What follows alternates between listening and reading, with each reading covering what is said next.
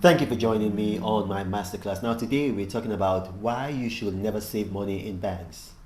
Why you should not save money in banks. And not just in banks, pretty much anywhere. Why you shouldn't be saving money. You shouldn't be saving money. Now, in the year 2022 and beyond, not just in the year 2022 and beyond, the best place for your money is not in banks. It's not under your mattress. It's not in a piggy bank. It's not in anywhere where you save money. You shouldn't be saving money. You see, okay, I'll give you an example. You're going to ask me, what should I do with my money if I'm not saving my money? What should I do? Because over the years, we've had this financial education, which is actually a miseducation, whereby we've been told that get money and save it, get money and save it. And you can't get rich that way. So you've got to ask yourself, if I do not save money, then what should I do with it? You should do exactly what the banks do with your money. Because when you save money in the bank, it doesn't stay in the bank vaults. They don't just keep your money in the bank vault. They do something with your money. What are they doing with your money? That's what you want to find out, and that's what you want to replicate if you can do it. Now, basically, banks do three things with your money. They do three things with your money, basically. And the first thing that they do is that they lend your money to entrepreneurs. They don't lend their money, they take your money and they lend it to entrepreneurs. Now, entrepreneurs like Bill Gates, Aliko Dangote, Jack Ma, they don't put money in banks. They're smart. They don't put money in banks.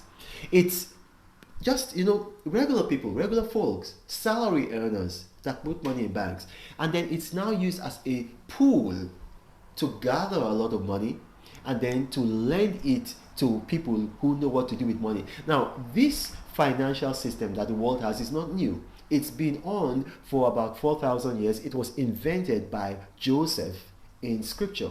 Joseph in scripture. You've read of Joseph in scripture in the Bible in Genesis. That is who invented the system. So they take, you see, Joseph took all of the gold, all of the money in Egypt and pulled it together. That's what banks do.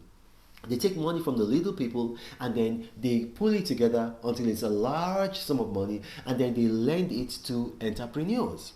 Now, how can you replicate that as just a regular person? How can you?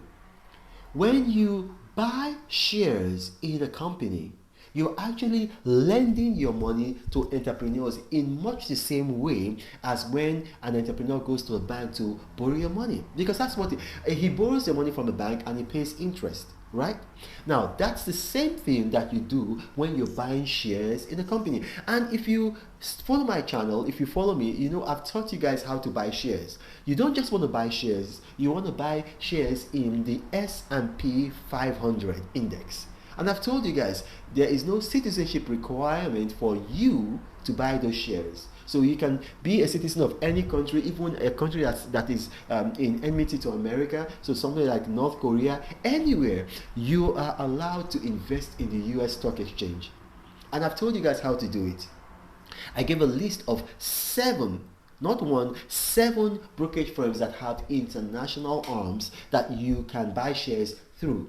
And then if you think that maybe their minimum account amount is too large, then I gave you guys 4 apps by which you can buy shares from as little as $10. I gave you guys Chaka, Trove, Rise, and Bamboo. So you can buy shares in all of these apps. You can buy shares in all of these apps. As a matter of fact, if you look here, I wrote down shares that I'm going to be buying today. And it's important that you understand that when you are buying shares, you are actually lending to an entrepreneur, just the same way as when a bank lends money to an entrepreneur. Because if you don't understand that, what you think is that you are the entrepreneur is helping you. No, these people, they need your money so that they can expand their business, and that's why they sell shares of their company. And so when you buy it, you are helping them, and then they reward you by giving you dividends. And then when the company does well, then the value of your shares expand. So that's one thing that banks do with your money that you can replicate.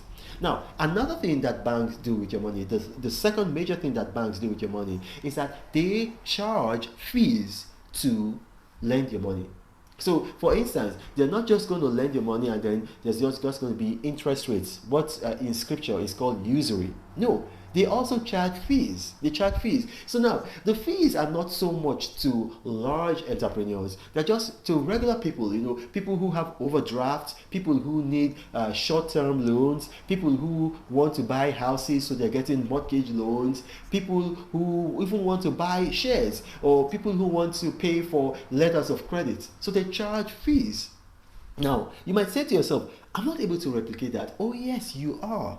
And I've done a video on exactly that. I'm going to put that video in the description box of this particular video.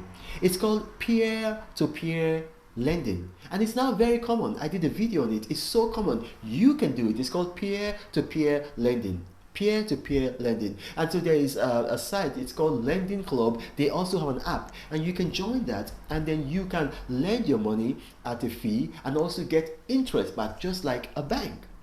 So now I've told you two ways. You can buy shares, which is you're lending your money to entrepreneurs, or you can you can lend money for a fee and also get interest through peer-to-peer lending. Now, what's the third major thing that banks do with your money? Now, banks in emerging economies in the third world, or even in some countries in Europe that they have unstable currencies. So what they do is that they gather your money, and then they use that bulk money to buy at a good rate stable currencies like the US dollar, like the British pound, like the euro, to hedge against the instability of the local currency where they operate from. So for instance, you're going to have Zimbabwean banks taking all your Zimbabwean dollars and then using it to buy huge reserves of dollars. If you're in Iran, Iranian banks, although they hate America, they will gather your Iranian reals and use it to buy huge dollar stocks.